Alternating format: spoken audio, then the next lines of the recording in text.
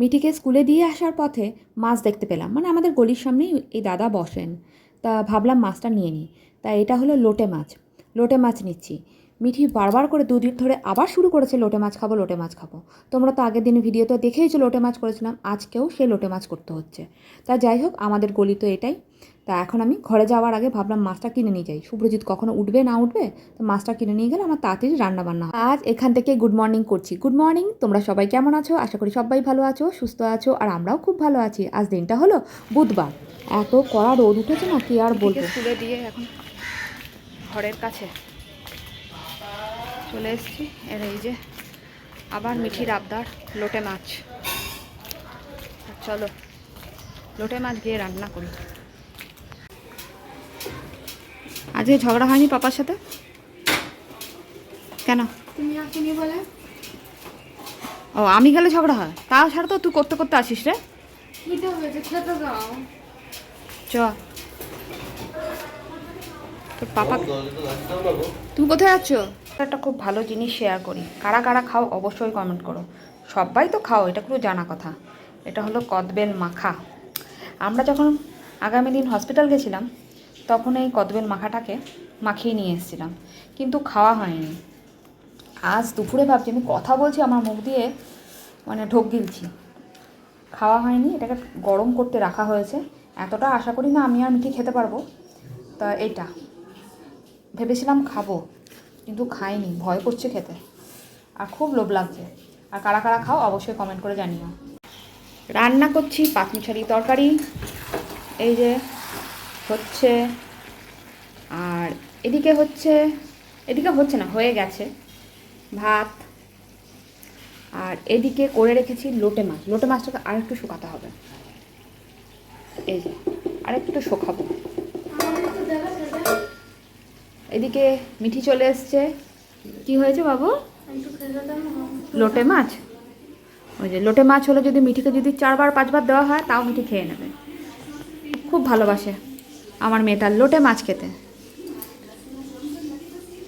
তা মিঠির বাবা আর আমি এখন চললাম হসপিটাল।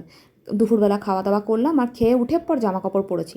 আর তোমাদের তো আগের ভিডিওতে বলেছিলাম যে কাকি শাশুড়ির সাথে আমাদের মানে অপারেশন থিয়েটারে ঢুকিয়েছিল, তারপর মানে আর কথা হয়নি। তা ভাবলাম আজকে গিয়ে একটু দেখা করে আসি। তা ভেবেছিলাম মিঠিকে স্কুলে দিয়ে তারপরে যাব। তখন না আজকে রান্নাটা শেষ করতে পারিনি, আর শরীরেও দিচ্ছিল না। তা ভাবলাম যে না, একদম খাওয়া দাওয়ার পর আবার যাব। তা এখন বাজে আছে 4টে মতন। এখন বেরিয়ে যাব, 5টার মধ্যে ঢুকে যাব। 5টা থেকে 6টা অবধি নাকি দেখতে দেয়। তা যাই হোক, তা চলো আর বেশি কথা বলছি না, ওকে আবার রেখেও যাব মিঠিকে বললাম যে তুই কিন্তু ঘুমিয়ে পড়িস। ও সেই সকাল 6টার সময় উঠেছে, 6টার সময় উঠে সেই স্কুলে গেছে। আবার তো পরের দিন স্কুল আছে, আবার বিকেলবেলা পড়া আছে।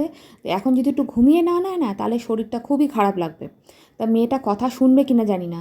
আমি আবার আমার ফোনটাকেও রেখে যাচ্ছি, কেন একটা ফোন আমরা ওর কাছে রেখে যাই যখন আমরা বেরোই। কাছে পিঠে গেলে তখন রেখে যাই না, দূরে কোথাও গেলে একটা ফোন ওকে দিয়ে যাওয়ার চেষ্টা করি। কি করেছিস দেখি? তোমার ওই নিচে গ্লিটার লাগছে। গ্লিটার দিয়েছিস? না, তাহলে চকচক করছে। ওই ফাউন্ডেশন ওগুলো নিয়েছিলি? ফাউন্ডেশন না, ওইগুলো।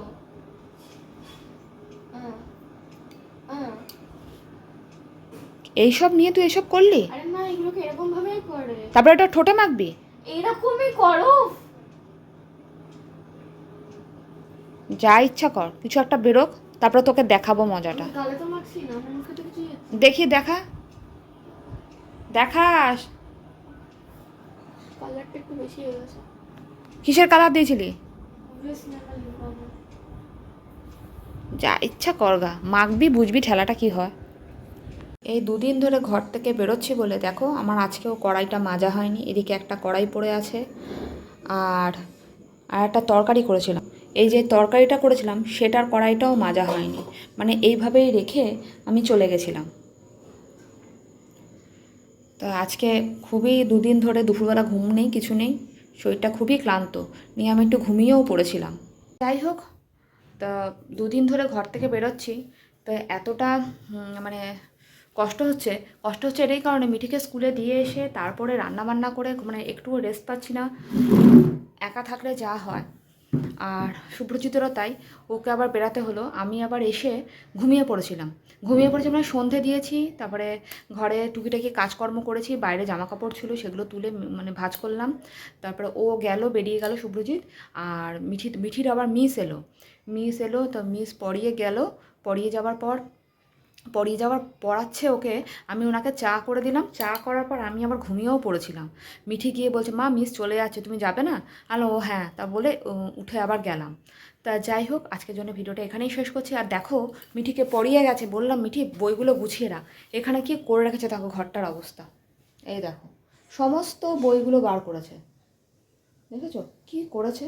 সব বইগুলো বার করে রেখে দিয়েছে। এখন আমাকে আবার গোছাতে হবে। তা আবার তো নেক্সট ডে স্কুল আছে, সেজন্য তৈরি করতে হবে সব গোছগাছ। তা আজকের জন্য ভিডিওটা এখানেই শেষ করছি। তোমাদের কেমন লাগলো অবশ্যই কমেন্ট করে জানিও। তা তোমরা সবাই ভালো থেকো, সুস্থ থেকো, সাবধানে থেকো, আর সকলকে ভালো রেখো। এখনকার জন্য টাটা, গুড নাইট।